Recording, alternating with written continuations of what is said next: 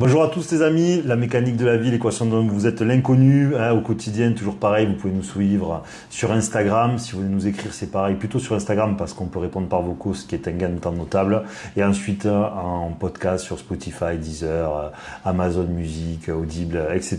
et bien sûr toujours sur YouTube. Voilà. Merci à vous tous, pensez à commenter, liker, partager, ça aide la chaîne, je sais que c'est pénible, quand on a fini, on n'a pas forcément envie de... Et une dernière chose que j'ai déjà dite en vidéo, souvent on traîne un peu à démarrer parce que les sujets sont compliqués, on est obligé de faire l'intro, etc. Pensez à essayer de regarder les contenus dans leur entièreté parce que souvent tout ce qui est important c'est pas dans les 5 premières minutes alors qu'on sait que normalement il faudrait accrocher, mais on est là pour parler de choses sérieuses, on n'est pas là pour faire trop de marketing, donc n'hésitez pas à essayer d'avoir la persévérance d'écouter les vidéos dans leur entièreté parce que souvent tout ce qui est intéressant se cache pas dans les 5 premières minutes. Voilà. Et aujourd'hui je suis avec Jeff, avec qui on va aborder de nouveaux sujets qu'il a préparés et reçus. Jeff, merci à toi déjà. Merci, c'est parti. Alors, premier sujet, c'est une citation.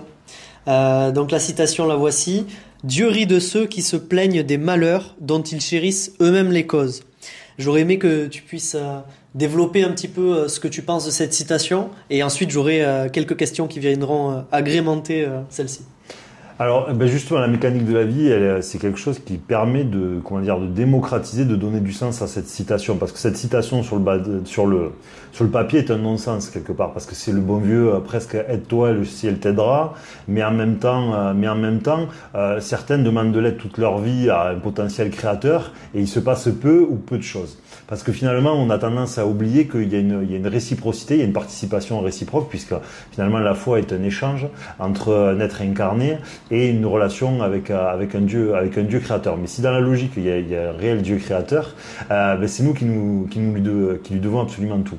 C'est-à-dire qu'il y a une réciprocité. Il y a un côté où finalement la meilleure des manières de recevoir de l'aide, c'est aussi de se légitimer, ce que j'insiste en permanence, à la recevoir. Ça veut dire quoi? Ça veut dire faire un changement qui va faire qu'on va affronter nos peurs. Et affronter nos peurs est une façon de nier notre côté, notre côté soit obscur, soit de conjurer notre sort. C'est une façon pour nous de refuser l'obscurité de s'installer autour de nous. C'est comme si vos volets sont grincés.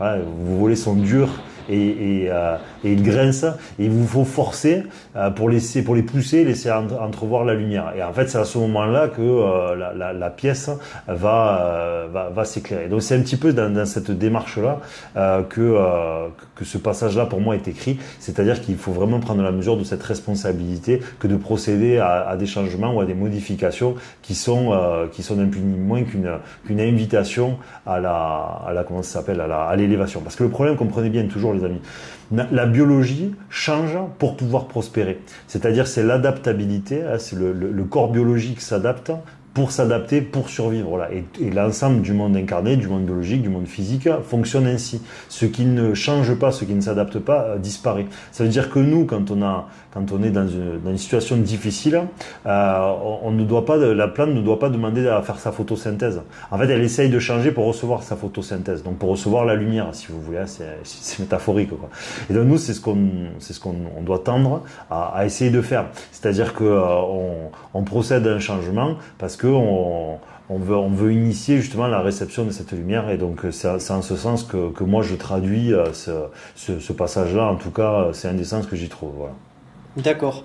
Là, c'est intéressant parce que tu vas pouvoir nous parler un peu plus de tes observations, de tes expériences et s'il y a un côté mécanique de la vie derrière. Ouais. Vis-à-vis de la relation avec l'origine créatrice, avec Dieu. Là, en gros, dans cette phrase, il est dit que si tu fais une connerie, que tu t'es mis dans une situation périlleuse par toi-même, que tu ne respectes pas du coup ce qui t'a été demandé ou ce qu'il faudrait faire logiquement, il faut pas que tu te plaignes en gros de ce qui t'arrive. Tu récoltes un peu ce que tu sèmes. Est-ce que pour toi la relation avec Dieu, selon mécanique de la vie, elle va dans ce sens-là? Oui, tout à fait. Le problème qu'il y a aujourd'hui, c'est que comme on sait, comment vous dire, On a complètement changé les signaux. C'est-à-dire les signaux sont complètement contraires. C'est-à-dire notre évaluation à la réponse possible de Dieu dans notre quotidien ou de la vie sont aujourd'hui dans le monde moderne complètement, désaxés. C'est plus le sens originel. Je vous rappelle quand même que par exemple vous avez, on en parlait tout à l'heure avec Jeff, David et Goliath. Il y a un passage où donc lorsqu'il est roi, je parle dans la Bible, il fait tuer un de ses soldats parce qu'il était envieux de la femme de ce soldat. Il finit par consommer cette femme, si ma mémoire est bonne, ça fait très longtemps, et en faisant tuer ce soldat, qu'il aimait pourtant, je crois, il fait un péché absolument affreux, puisque c'était juste pour consommer sa femme. Il était honteux de ne pas pouvoir le faire. Voilà. Enfin, et qu'est-ce qui se passe ensuite? C'est que le roi David va finir par avoir une femme, va avoir un enfant, avec sa femme, et cet enfant mourra. Voilà. Et pour lui, il est logique, si vous voulez, que ça arrive, parce qu'il a péché contre la vie. Il a péché dans la bassesse finalement de la tentation. Là, c'était celle de la chair en l'occurrence, et donc pour lui, il était normal que Dieu ensuite lui prenne un enfant par souci d'équilibre. Vous voyez, donc c'est simplement par inspiration. C'est pour comprendre finalement le multisens qu'il y a derrière l'exigence que Dieu pourrait réellement avoir sur les hommes. Simplement, aujourd'hui, on a créé un monde où, comme ce n'est pas forcément effectif immédiatement, et qu'on est sorti de cette vision-là du monde parce qu'on ne sait plus ce qu'on a le droit et pas le droit de faire. Aujourd'hui, on ne le voit pas parce que on pense que il faut vraiment faire des choses horribles pour être puni. Voilà. Et on ne sait pas déjà, premièrement, qu'on hérite des dettes de nos prédécesseurs. Donc, vous héritez de vos parents, de vos grands-parents, jusqu'à vos arrière-grands-parents, et de leurs bêtises. Voilà. Et donc, nous sommes débiteurs vis-à-vis de Dieu. Donc, nous devons créer du positif et contrebalancer cette dette par nos comportements, par la pacification, par de la demande de pardon, et par surtout du changement personnel, parce que nous avons les marqueurs de ces empreintes de dette. Et c'est de ça que nous devons nous exorciser. C'est pour ça que l'humain n'est pas neuf, comme on le dit inlassablement dans la mécanique de la vie. Donc effectivement, pour moi, ce que tu as énuméré colle tout à fait avec la mécanique de la vie. Simplement, aujourd'hui, on n'a aucune considération de ces fonctionnements-là. Là, la citation, elle est très explicite. Mais en vrai, il y a tout ce qui peut être sujet à péché, si vous voulez, va créer une dette, puisque l'univers doit être un équilibre. Donc s'il y a du négatif qui a été fait, c'est une dette spirituelle invisible, mais qui vous est allouée. Donc quand vous allez, soit dans votre vie, il va falloir la solder, soit sinon vos enfants vont en hériter. Donc c'est pour ça des fois qu'on peut avoir des enfants qu'on a parfaitement bien élevés, et il va y avoir des conneries parce qu'on ne sait pas qu'ils ont hérité de nos dettes ou celles de leurs prédécesseurs. Et c'est pour ça que ça va créer des comportements complexes. Donc effectivement, pour moi, ce passage-là, il colle tout à fait. Simplement aujourd'hui, l'humain trouve ça injuste parce qu'il considère qu'il est seul, parce qu'il ne s'intègre pas dans le tout.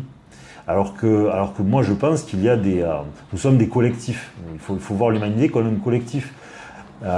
Entre une chose, il y a toujours quelque chose. Ça veut dire que c'est comme si c'était des âmes collectives finalement qui étaient sur Terre. Alors prenez-le de manière quand même un peu hypothétique, on ne pourra jamais savoir. Mais nous avons une responsabilité qui est beaucoup plus collective que ce qu'elle n'y paraît. Et donc il faut se sortir de l'idée que finalement seuls nos actes comptent et que nous ne sommes pas en lien avec des choses que nous ne voyons pas ou nous ne pensons pas. Et je vous rappelle d'ailleurs à ce sujet que vous le constatez en permanence. Le monde, et le monde de la biodiversité, dit que vous enlevez un maillon de la chaîne, c'est l'effet papillon. Il y a des rétroactivités, il y a des influences. Quand quelque chose disparaît, il en détruit un autre. Et c'est le cas aussi dans toutes les choses de la vie. Dans les sports, dans un sport collectif, par exemple en football américain, le quarterback, il faut qu'il soit protégé par ses bloqueurs. Qui est mieux? Est-ce que c'est le bloqueur? Est-ce que c'est le quarterback? Est-ce que c'est le bloqueur qui a péché parce qu'il l'a loupé et du coup le quarterback s'est fait défoncer et pourtant lui il a mal fait la passe? Non, en fait finalement il y a une responsabilité partagée. Il y a une responsabilité partagée et finalement l'évolution du quarterback dépend du travail invisible qui a été fait soit par ses prédécesseurs, qui là en l'occurrence sont ceux qui sont devant lui, donc les bloqueurs par exemple. Et donc c'est l'ensemble qui peut triompher. Et l'unité ne peut pas triompher. Par contre, je reviens sur un sujet que j'ai abordé récemment en vidéo. N'oubliez pas, le top, c'est une individualité, une individualité transcendée ou améliorée sans, comment c'est les saloperies d'aujourd'hui, sans le transhumanisme, mis au service d'un collectif. Donc, c'est-à-dire la quintessence de l'individu mais au service du collectif. Donc là, c'était dans une vidéo récemment, et là, ça colle encore avec la situation. C'est pour ça que je le redis. Donc ça serait vraiment l'idéal. Mais ce propos est là pour dire simplement que ne considérez pas que vous n'avez pas de compte à rendre sur ce que vous ne savez pas que vous avez été, ce à quoi vous pourriez être relié sans le savoir. Et n'oubliez pas, c'est factuel au point de vue même des écrits religieux qui vous disent que les générations peuvent être maudites jusqu'à 4 générations. Hein, je crois que c'était ça. Voilà. Donc ça colle relativement à la situation. Oui, donc l'héritage à la fois positif, on le récupère, et le négatif. Complètement. Et c'est pour ça aussi que vous voyez que, c'est pour tous ceux qui ne suivent pas régulièrement, vos frères et sœurs ne vous ressemblent peut-être pas. Ou des frères et sœurs ne se ressemblent peut-être pas. Ça dépend de l'héritage de souffrance qu'ils ont pris au sein de la famille, parce qu'on ne récupère pas l'ensemble des marqueurs de la famille. On pioche à droite à gauche, et donc un frère et une sœur peuvent être très différents. Donc il y a une partie de cette souffrance-là, et après il y a une partie caractère qui fera aussi notre personnalité, et les deux mutualisés ensemble feront l'individu, quoi. Voilà. Et souvent j'ai remarqué, bon évidemment dans un contexte particulier, que ceux qui ont tendance à repousser la légitimité, la responsabilité, qu'ils ont vis-à-vis de Dieu, ça peut être des personnes qui en fait semblent comme acquérir la vie, comme si ça leur était dû, comme si en fait c'est une vision très matérialiste, alors que ils peuvent être plus en recherche ils pourraient être en recherche de quelque chose de plus grand. Et malheureusement, ils oublient qu'ils ont été un peu transportés sur Terre en pensant que le processus rationnel, c'est juste la naissance, la vie en tant que telle. Alors que oui, alors après, dans tous les cas, ça sera toujours une opposition perpétuelle, surtout de nos jours, puisque tout est fabriqué pour que nous soyons athées ou dans le flou. Voilà, ou dans le flou. Le problème toujours de ça, c'est que le gros souci, c'est que ça nous enlève la dimension de l'exigence et des lois de l'univers. Voilà, c'est pour ça que dans la mécanique de la vie, j'ai cette phrase: si le soleil, la lune et les océans obéissent à des règles, à quoi devrions-nous obéir?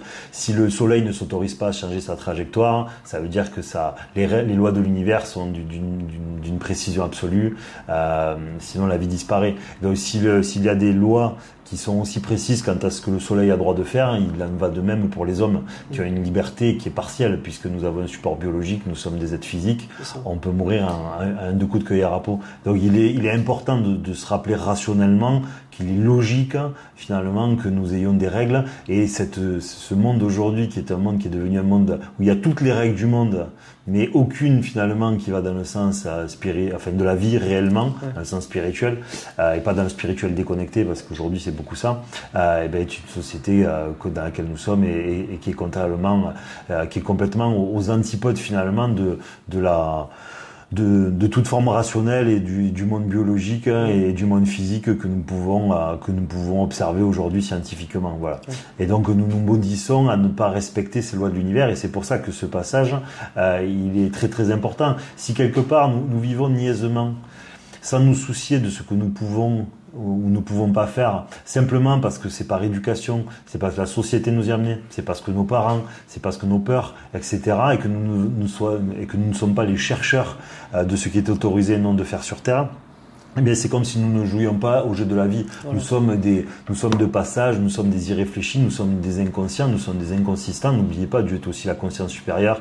Et donc, ça veut dire, si notre conscience ne grandit pas, eh bien, c'est-à-dire que nous sommes des égarés, finalement. Nous sommes des égarés, nous sommes sans boussole, nous sommes un bateau sans gouvernail, et donc, le bateau sans gouvernail s'en va au gré du vent, et donc, il lui arrive des trucs, et des événements qui, eux aussi, sont au gré du vent. Et c'est pour ça que la mécanique de la vie, on essaye vraiment d'avoir l'approche la plus rationnelle, la plus probable. On essaye de faire converger tous les éléments possibles, qu'ils soient scientifiques, qu'ils soient philosophiques, qu'ils soient spirituels, qu'ils soient religieux, qu'ils soient dans les observations. Et normalement, il y a des validations dans le monde physique. C'est-à-dire, le monde physique nous inspire pour essayer de comprendre ce que je vous disais tout à l'heure, par exemple, dans les sports. Le sport collectif vous montre bien que finalement, la victoire, elle ne peut être que collective, et qu'une individualité peut transcender un collectif, et un collectif peut transcender les individualité. Mais l'un sans l'autre, vous ne pourrez pas tirer le meilleur parti. Donc quand vous allez être soumis à la sélection naturelle, la sélection naturelle dans un collectif, par exemple en foot, c'est une autre équipe. Vous confrontez en tant que collectif, individu, et finalement ceux qui vont tendance à aller plus loin, c'est ceux qui auront la plus grande symbiose dans les deux. Voilà. Avec évidemment d'autres variables, mais bon, c'est pour servir le propos. Très bien. On va revenir au centre de la première citation. Ouais. J'aimerais justement, on a parlé de liberté, de responsabilité individuelle. J'aimerais que tu puisses nous présenter des outils, ou en tout cas une explication, une observation, peu importe, compréhension de système, sur comment on peut reconnaître les causes des conséquences et les conséquences des causes de nos actes. Ok. C'est des questions qui sont compliquées parce que ça dépend des fois. Le problème, c'est qu'on a tendance à penser que la cause est toujours antérieure. Et des fois, c'est pas le cas. Oui. C'est pour ça que ce sujet est très compliqué. Alors, je vais essayer de parler doucement. Je sais pas si je vais arriver à bien l'extraire. Mais le problème, c'est que nous, on met un rapport au temps quand on parle de cause et de conséquences. Voilà. Et donc, comme je vous dis, comme la cause, on a tendance à considérer qu'elle précède la conséquence, on est complètement conditionné à cette possibilité. Et donc, les humains, on est figés à la recherche de ce qui était avant, de ce qui précède. Alors qu'il y a des cas où la cause ne précède pas forcément la conséquence. Et je vous prends par exemple comme exemple dans votre quotidien. Vous pouvez avoir des moments. Je suis parti sur une deuxième idée. Je me suis évadé. J'ai perdu le fil. J'y reviendrai si. Vas-y. Non, mais redis-moi la question. Oui, je suis désolé. Je voulais savoir comment il était possible justement de discerner les causes des conséquences et les conséquences des causes. Ok, les causes des conséquences. Le truc, alors évidemment, il y a la cause de la conséquence. Donc, comme je vous ai dit, les humains, le problème dans notre évolution personnelle, on vient de choses qui nous sont antérieures, c'est-à-dire les dettes de nos ancêtres. Les dettes de nos ancêtres, on les irrite. Notre bagage de naissance, de jeunesse, vient créer aussi, lui, des marqueurs qui va orienter les choses qu'on va attirer, les situations qu'on peut rencontrer, etc. Voilà. Donc là, il y a notre rapport au temporel. Alors, c'est le changement, la clé. C'est qu'on pense que, comme c'était quand j'avais 8 ans, il y a mon père qui a quitté la maison, et donc à partir de là, j'ai une insécurité affective ou une haine, c'est le trauma. Voilà. Le problème, c'est que le trauma n'est pas inscrit que parce que mon père est parti ou parce que mon arrière-grand-père est mort à la guerre, j'en sais rien, mais il continue d'être inscrit parce que je n'ai pas changé. Donc on a toujours la possibilité de changer au présent. Oui, tout à fait. Alors que l'erreur, c'est de penser que la cause, alors c'est comme ça qu'après les gens vont se retrouver chez des thérapeutes particuliers, chez des énergéticiens, parce qu'ils pensent que la cause, il faut remonter dans le temps. Alors que la science vous montre que le passé n'existe pas, en fait, que la seule existence, elle est ici et maintenant, si vous voulez. Bon, il faudrait développer, mais bon, faisons-nous confiance, exceptionnellement. Faisons-nous confiance.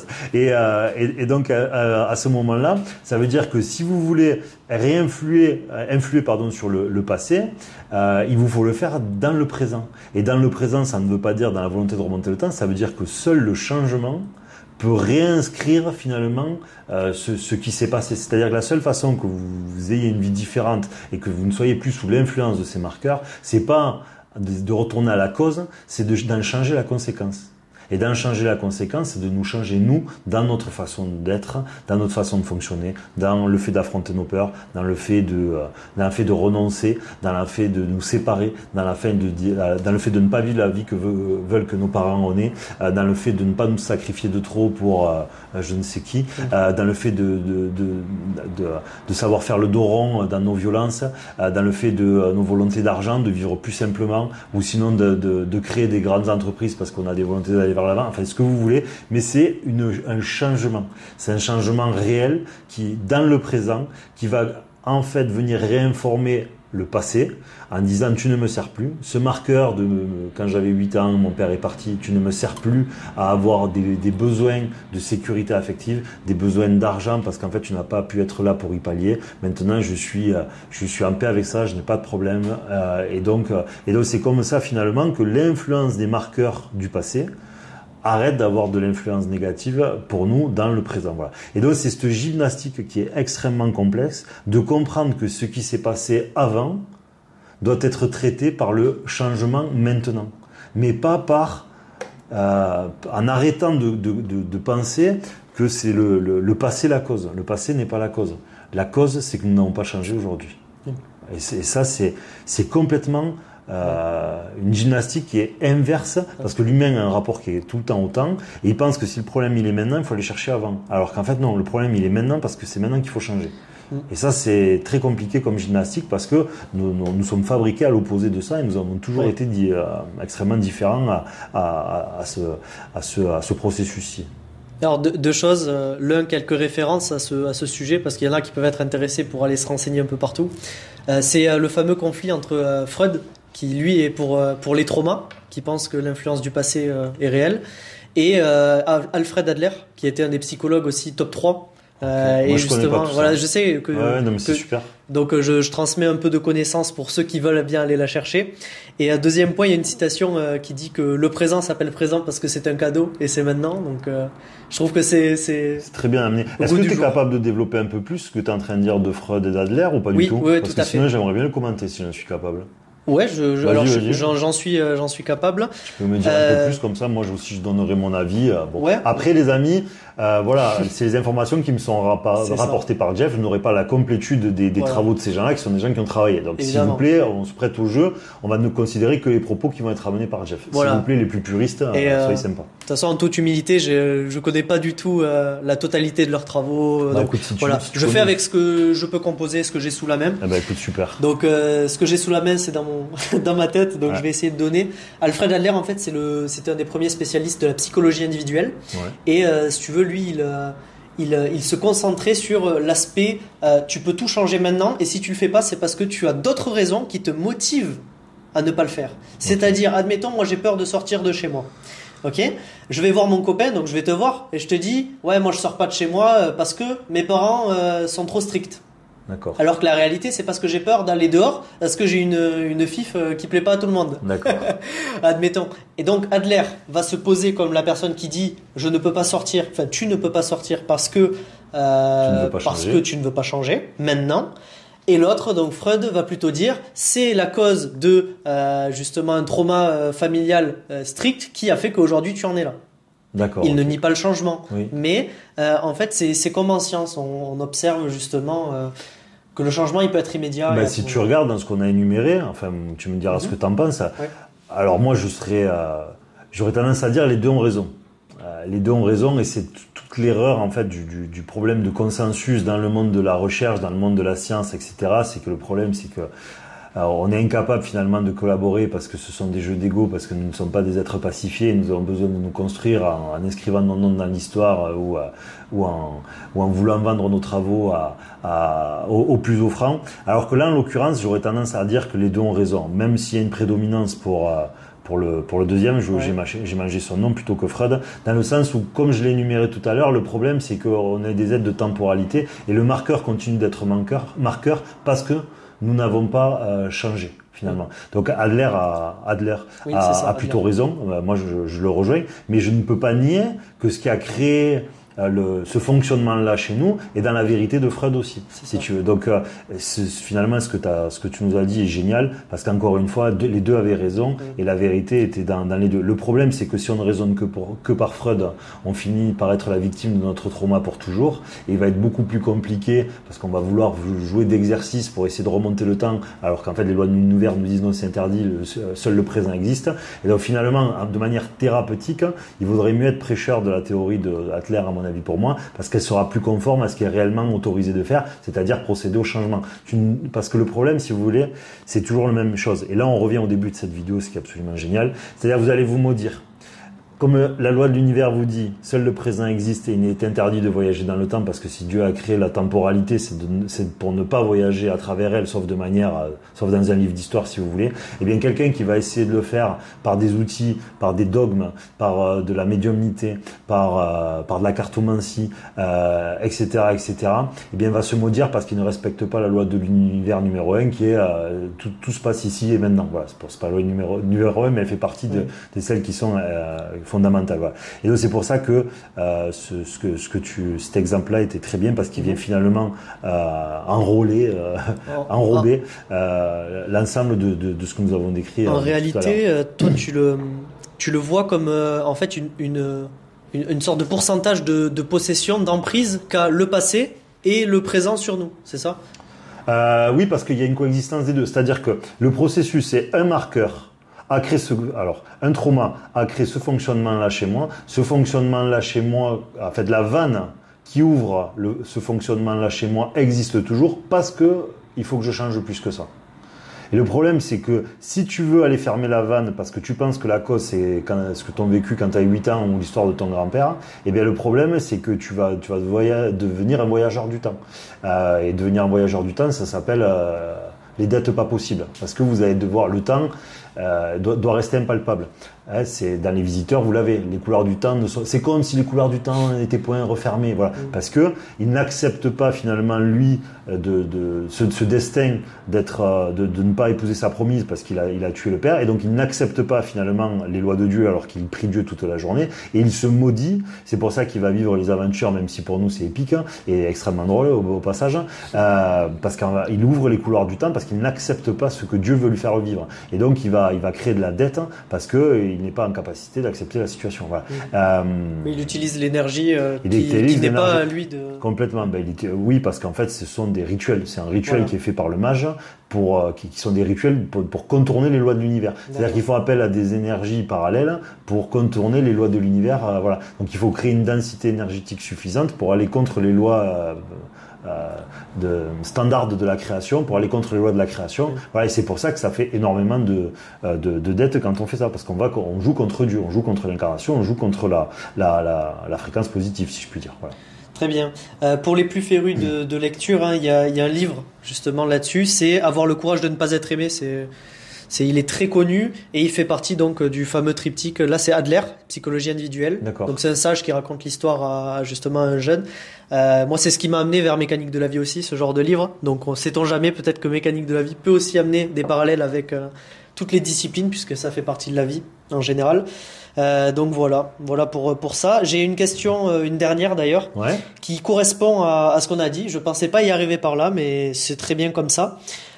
J'aurais aimé te demander comment on fait pour reconnaître les temps faibles, forts de notre vie, pour savoir en fait si on est plutôt du côté feignant ou du côté on est dans le trop, dans le tendu, parce que ça fait partie de la vie aussi. Ouais, alors les temps forts, les temps faibles, c'est un sujet qui c'est pareil, c'est un peu du cas par cas, parce qu'en fait, ce qui va être un temps faible pour quelqu'un peut être un temps fort pour l'autre. C'est pour ça que ces sujets ils sont difficiles. C'est pour ça que dans la mécanique de la vie, j'essaye de vous dire, essayez de comprendre quels sont vos moteurs. C'est-à-dire quelle est la souffrance qui vous conduit à fonctionner ou à être de telle ou telle manière. Voilà, c'est ça vraiment qui va être l'essence. Et donc pour moi un temps fort, c'est un temps faible, dans le sens où le moment où tout va bien pour vous, c'est là que vous devez vous occuper de votre vie. C'est là où vous devez, on a déjà abordé ce sujet-là, mais vous coupez du bois et vous rentrez du bois dans votre abri quand c'est le mois de mai. Voilà, quand c'est l'été. Vous ne le faites pas en plein hiver, sinon c'est que vous êtes fait devancer. Donc il faut avoir cette culture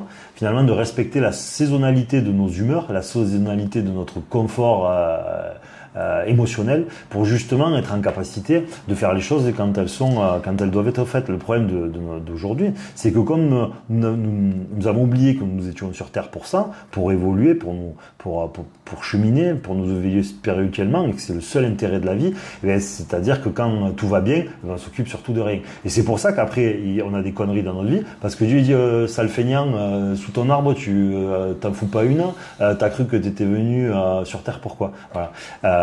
On est venu sur Terre pour être éprouvé, voilà, et pour voir qu'est-ce qu'on va faire de nos épreuves. On n'est pas donc dans les moments où ça va bien.